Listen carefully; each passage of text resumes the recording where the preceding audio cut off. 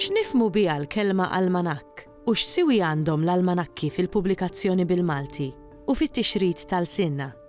It-tim tagħna ltaqa' mal-Professur William Zammit sabiex jitkixxef aktar dwar dan it-tip ta' pubblikazzjoni. L-almanakki huma fost l-eqdem forma ta' materjal stampat li ġie żviluppat wara l-invenzjoni, l-iżvilupp tal-istampar f'nofs is-seklu 15. Għaliex?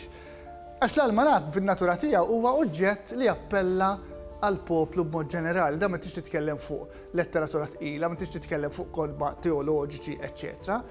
L-almanakk essenzjalment fil-bidunet tiegħu kien jikkonsisti fil-ġranet tas-sena, naturalment xar b'kull ġurnata ta' dak ix-xahar, abbinati magħhom ukoll mbagħad il-qaddis jew qaddisin patruni ta' dik il-ġurnata. Jiġifieri fl-iktar forma bażika tiegħu, l-almanakk kien il-jum, il-ġranet, ix-xhur u l-qaddisin marbutin ma' dik il-ġurnata. L-ewwel almanakki stampati Malta imorru lura għall-1600, għall-1640-50, jiġifieri meta għandek l-ewwel stampar f'Malta, kif nafuh dan? Nafuh għaliex kellek ordni mill-Grammassu Laskaris illi dan it-tip ta' materjal dawn l-almanakki ma setgħux ikunu importati f'Malta. Jiġifieri dika saret nafu biċ-ċert biex taġevola l-istampar, kellek l-istamperija f'Malta, stamperija waħda naturalment, biex dak ix-xogħol għall-inqas jibda jsir f'Malta. Fis-seklu 18 mbagħad għaddew 100 sena waqaf l-istampar f'Malta, meta reġa' ġie introdott l-istampar f'Malta, reġa' għandek mill-ewwel l-istampar tal-almanakki. Kienu jkunu żewġ formati differenti, format fuq karta kbira, jiġifieri inti għandek karta waħda sħiħa, l-ekwivalenti ta' isu A3 tal-lum, u mbagħad kien ikollok ukoll format ta' librett żgħir. U daw kienu joħorġu kull sena. Naturalment dawn ma kinux bil-Malti. L-almanakk bil-Malti evolva matul is-seklu 19. Jiġifieri matul is-seklu 19 mbagħad, speċjalment wara l-libertà tal-istampar wara l-1839, se jkollok kwantità ta' almanakki illi bil-mod il-mod ukoll qed jevolvu. Bil-mod il-mod ma baqgħux biss il-jiem tas-sena, il-jiem tax-xahar u l-qaddis, imma tibda jkollok ukoll informazzjoni iktar varjata, fosthom importanti ħafna fejn jidħol il-kuntest Malti, letteratura bil-Malti, poeżiji bil-Malti, taqbil bil-Malti, din it-tip ta' informazzjoni.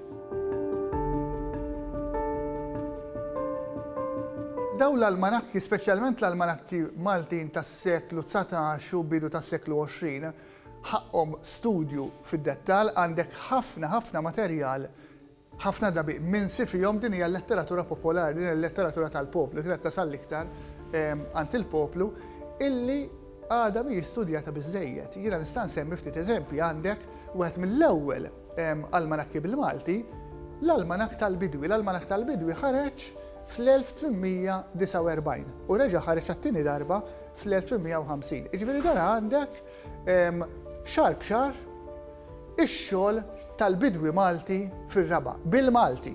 Jiġifieri dan huwa xi ħaġa ta' importanza, dan qed juri mhux biss l-iżvilupp tal-almanakki, imma qed juri wkoll l-importanza ta' dan it-tip ta' xogħol, l-importanza li isma' dan huwa letteratura għall-poplu, dan huwa letteratura għan-nies komuni, għan-nies għall-maġġoranza tal-poplu illi kienu f'dan it-tip ta' mistier.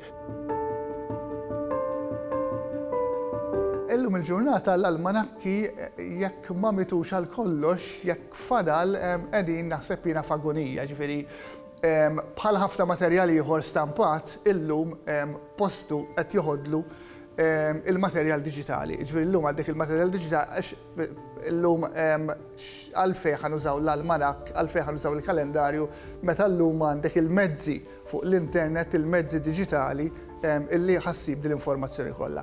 Jiġifieri l-almanakk illum ħanajdu hekk, miet jew qiegħed fl-afja tal-mewt tiegħu. L-almanakki tal-passat huma patrimonju importanti, patrimonju rik, ħafna drabi mhux faċli ssibhom, ħafna drabi hija tip ta' letteratura illi tintrema, kultant laqas fil-kollezzjonijiet pubbliċi ma ssibhom, u allura dal-patrimonju mill-passat żgur jixirqlaqlu li nippreservawh u nistudjawh.